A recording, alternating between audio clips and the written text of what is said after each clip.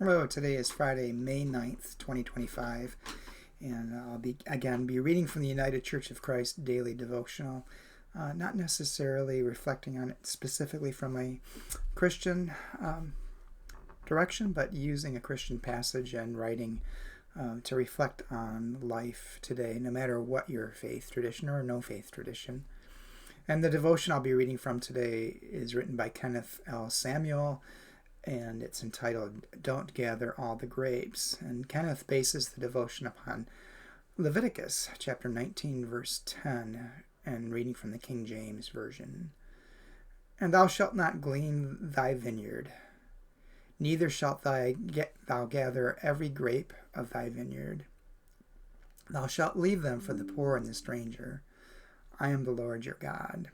And then Kenneth writes, there is a certain tyranny that accompanies utmost efficiency and accountability. When every single seat on every single flight is booked, those on standby are left stranded. When every slice of bread is sold to those who can buy it, those who can't afford it are left wanting. When every minute of the day is planned and prescribed, there is no time for unexpected interventions of the Holy Spirit. Have you ever decided to attend an event at the very last minute? But it was so well planned and executed that when you arrived, there was not an empty seat to be found.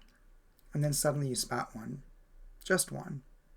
You rush over and timidly ask the person seated next to it, is anyone sitting here?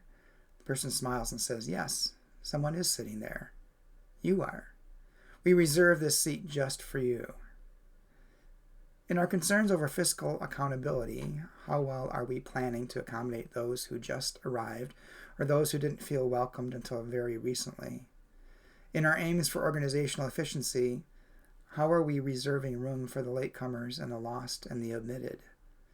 In Leviticus, God's call for holiness among God's people was a call for compassion to strangers and generosity to the poor.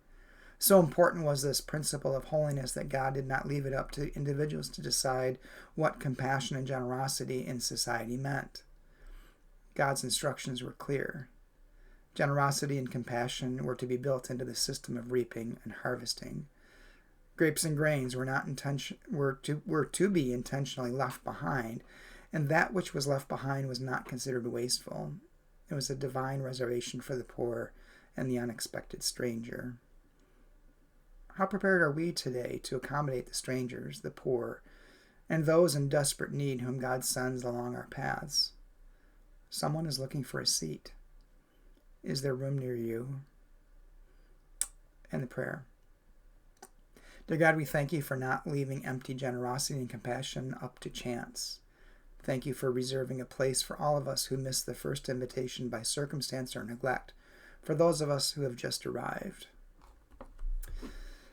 Well, lots of different things swirled through my mind as I was reading this devotion, and one is the intentionality about leaving something behind, which flies in the face of our pure capitalistic, unregulated capitalistic systems in which the people who have get as much as they can for themselves.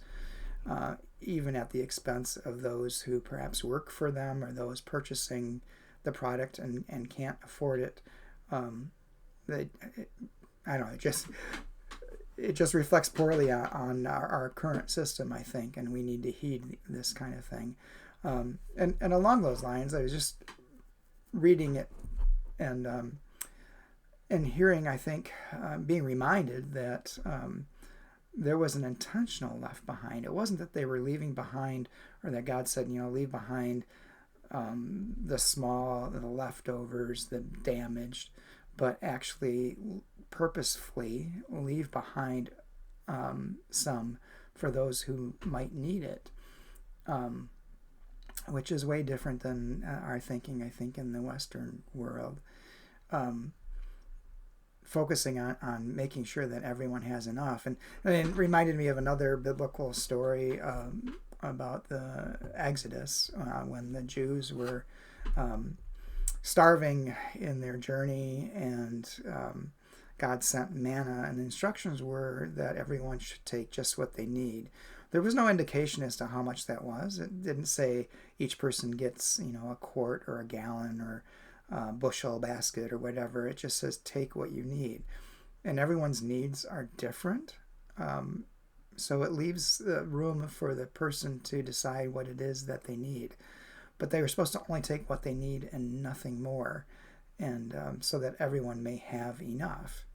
And I think there's still a lesson for us here today in our world in that story, that we look at what we have and what we take, and making sure that we just take what we need to ensure that everyone has enough.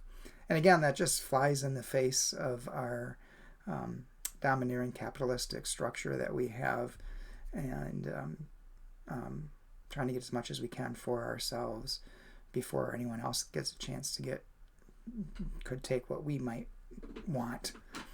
Not need, but want. Anyway, those are my reflections for the day.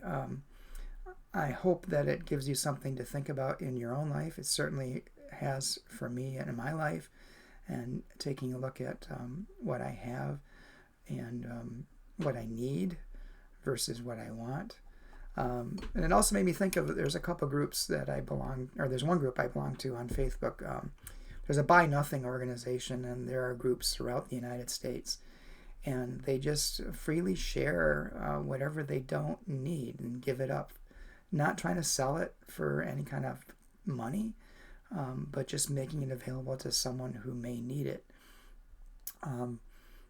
Which is interesting, because some of the things I've seen in that group, I'm thinking, wow, you could really probably sell that for $20, $30 or whatever and find a buyer for it. And yet they still just offer it up for someone else who may have a need. Do people take advantage of that? I'm sure there are some. But I think it's a great concept to look at what we have and what we really don't need and offer it up to someone who may need it. So, thoughts for the day, ways to reflect on our own life and how we relate to one another and to creation and to the divine, if that's something that means something to you. Hope you have a good day, and talk to you soon. Oh, and next week, Monday through Thursday, I'm going to be in a retreat, so I probably won't be posting these next week if you're still following me on YouTube. And I'm still going to be taking a break from Facebook and Instagram, and I know that is probably affecting some people who would normally look at this, but it's something I need for my own mental health, as well as just boycotting Meta. But it really is about mental health as well, and it's helping. Have a good day.